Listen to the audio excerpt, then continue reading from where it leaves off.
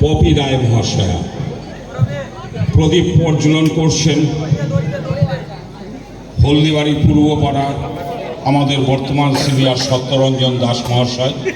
প্রদীপ প্রজ্বলন করছেন মনা কর্মকার মহাশয়।